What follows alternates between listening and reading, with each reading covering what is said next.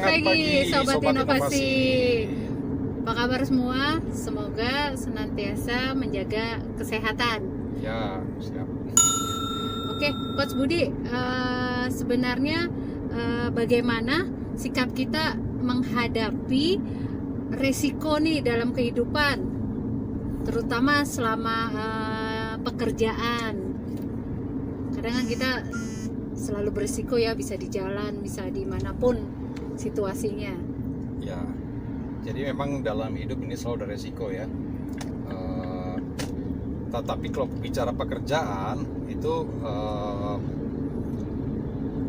diatur atau ada standar untuk itu. Jadi ada ISO 31000 itu guidance untuk bagaimana kita mengelola risiko. Jadi risiko itu tidak bisa dihilangkan, tapi mungkin kita bisa kelola. Kelola artinya kita coba reduksi ya, kita turunkan. Nah, di standar itu ada 3 hal sebenarnya. Yang pertama prinsipnya dulu. Jadi organisasi ini apa sih produknya? Terus bagaimana anggota organisasinya, kemudian berada di komunitas yang apa, itu kita mesti kenali dulu itu. Jadi prinsipnya dulu, ini organisasi ini seperti apa. Nah, itu pertama yang kita harus kenali. Nah, terus kemudian berdasarkan kita memahami siapa kita, kita kemudian bisa lanjut bagaimana kita mengelola risiko ya. Mengelola risiko itu pertama kita lihat dari proses kita ya. Jadi kita punya proses itu, setiap tahapan proses itu bagaimana risiko yang muncul dari setiap tahapan itu. Jadi kalau kita bicara mengelola risiko, kita tinjau prosesnya kita seperti apa, terus produk kita seperti apa, terus kemudian program untuk mengelola risikonya seperti apa. Nah, itu semua kita buat rencanakan. Jadi memang pengelolaan risiko itu juga diprogramkan ya. Jadi ada memang kita buat sistem, kita sistemkan. Kita buat sistem, kemudian kita evaluasi sistemnya secara periodik, seberapa efektif itu. Nah, di sistemnya sendiri ada tahap-tahap. Nah, tahap-tahapnya itu yang klasik ya. Ya, kita identifikasi dulu setiap proses kita, setiap produk kita ini risikonya apa. Terus kemudian kita cari seberapa bahaya risikonya. Biasanya kalau risiko itu dilihat dari seberapa sering peluang kejadian risikonya, kemudian seberapa besar dampaknya. Nah, itu biasanya itu kita tinjau hal-hal itu. Nah, dari situ baru kita cari cara untuk mereduksinya. Apakah mungkin proses itu bisa kita hilangkan aja ya, kalau memang ini proses nggak terlalu penting, hilangkan aja, itu artinya gue mengurangi risiko. Atau proses itu bisa kita rubah, kita modifikasi sehingga risikonya turun. Atau proses itu bisa kita substitusi, udah ini prosesnya agak berisiko, kasih ke supplier aja, jadi kita nggak usah kerjakan, supplier aja yang kerjakan, dengan catatan suppliernya ini lebih kompeten daripada kita dalam mengelola resiko proses itu. Ya kan, jadi ada proses-proses tertentu ya mungkin suppliernya udah jago untuk handle resikonya, kita kurang, udah biar mereka aja yang kerjakan.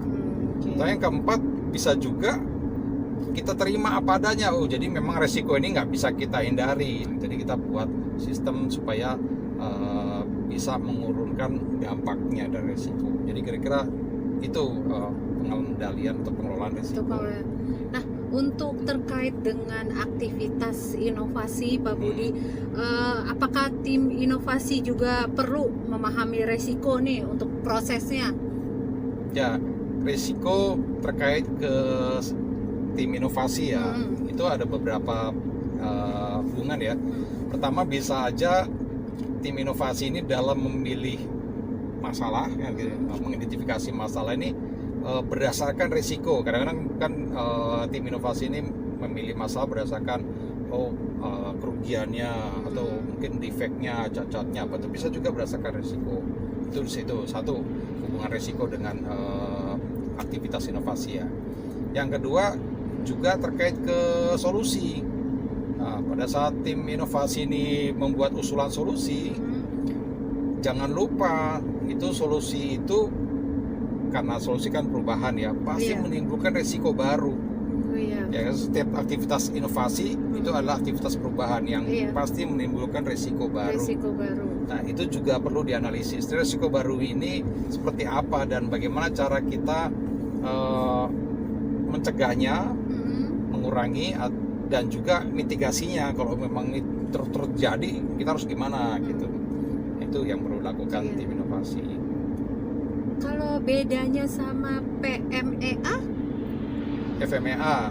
Ya, FMEA itu failure mode and effect analysis. Itu sebenarnya juga bentuk manajemen risiko ya. Cuman kalau manajemen risiko klasik yang banyak kita gunakan untuk mengatakanlah ISO 45000 atau apa, biasanya cuma dua ya, dilihat dari sisi tingkat bahayanya dan seberapa sering terjadinya gitu kan.